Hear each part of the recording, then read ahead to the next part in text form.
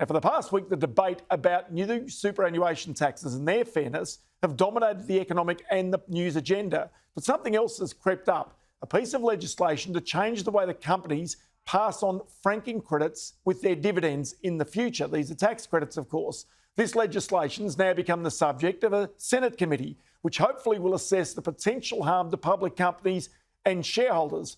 The government, as it did with superannuation, says just a small number of Australians are going to be affected. But it has big consequences, because this legislation means in future and now, companies need to be careful when raising capital to try and expand their operations or to make a takeover, because it could disqualify that company from paying out fully franked dividends along with their tax credits in the future. The proposed legislation, well, it's being opposed by the coalition. A little earlier, I spoke with the Shadow Treasurer Angus Taylor.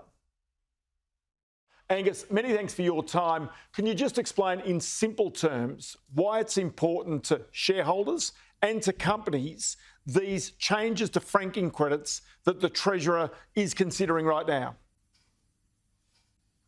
Well, in simple terms, Ross, they're going to deter at least $600 million of franking credits being distributed. Now, we've got to remember, franking credits are a way of avoiding double taxation. Not avoiding taxation, avoiding being taxed twice. That's why Paul Keating put them into place, to avoid double taxation. And the government now wants to deter those franking credits to the tune of at least $600 million. You've also got to remember who gets these. It's not the companies, it's the investors. And of course, a large portion of the investors who avail themselves of these franking credits is older Australians, particularly we know from the tax expenditure statement, Australians over the age of 75. So it's older Australians who are looking to make ends meet. They want access to these franking credits and they're going to lose a very significant portion of them. The other piece of this is the impact it has on the companies and in particular their capital raisings. And the risk and fear here is that this will deter capital raising at a time when we need companies that are growing fast. We need a dynamic economy. And of course, capital raising is absolutely central to this. This will deter capital raising because it makes it much harder to distribute franking credits if you raise capital. And that is something that I think is, whether it's intended or unintended, I think the fear is that that will be the outcome. Okay, so let's go back to simple terms. A company makes a profit and pays its tax and then receives a tax credit that it can attach to its dividends. So you don't get taxed twice. So you receive a dividend, you pay tax, but you can offset that with the credit you've received. Now, under these circumstances, if a company has raised capital, say, for example, it's made a takeover or it needs working capital for whatever reason, there may be an argument there. It may not be able to distribute fully franked tax credits to those dividends, to those shareholders. Exactly right. So we've seen a number of companies in recent times, Myer, I think, just very recently, with special dividend distributions. Once they've done that, it's going to be very difficult for them to do a capital raising. And this deterrence of capital raising, I think, is a very real fear. But more broadly, if you've already paid tax at the company level, the idea is that you don't then pay it again as an investor. Very simple principle. Don't pay tax twice. Paul Keating put this in place. I've always thought it was a very sensible principle coming from a Labor treasurer and ultimately leader. And that's why it just defies gravity, really, for a Labor government now to be turning that over and saying, no, we want to tax people twice to the tune of $600 million. And that's why we are so strongly opposed to this. Just think about this, though. One suggestion would be that some companies might be taking advantage of this situation by distributing special dividends or moving money back to shareholders with those tax credits attached, fully franked. Now, the issue is that if they are genuinely seeking to avoid tax, there's also Part 4A of the Tax Act, which means they could be clawed back if they're deliberately... So it's sort of almost... sort of means as though this is a double sort of whammy because there's already a tax solution there.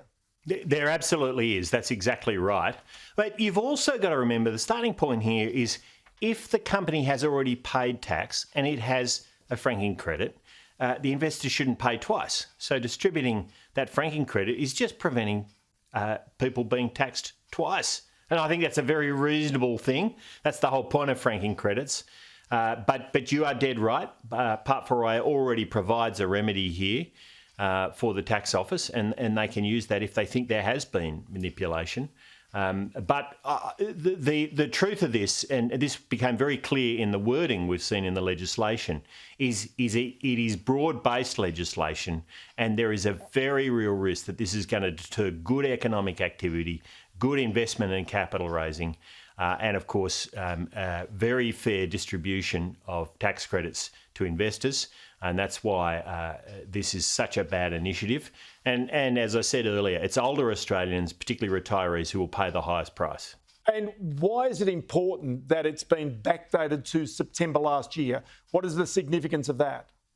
Well, I mean, that's a question for Labor, other than that it's effectively going to have a bigger impact or broader impact on the distribution of franking credits. I mean, I think Labor is clawing for any money it can find right now.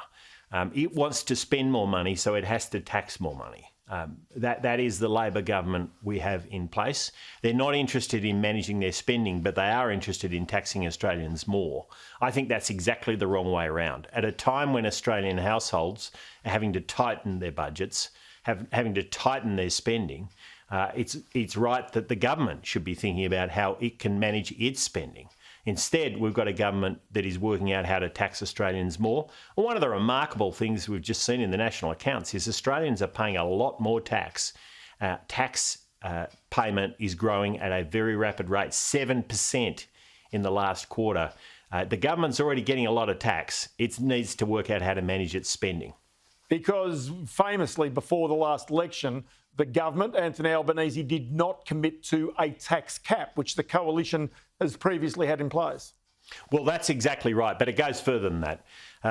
Albanese committed and promised that he wouldn't tax franking credits, that he wouldn't change taxation for superannuation, and yet he's going back on both of those promises, and who knows where they're going to go to next. They put out their tax expenditure statement last week. There's a long list of taxes they could impose. Here's two. No doubt this is the start, but there's every indication that it's only the start and we're going to see a lot more. Angus Taylor, always good to chat to you. Many thanks for your time today. Good on you, Ross. Thanks for having me.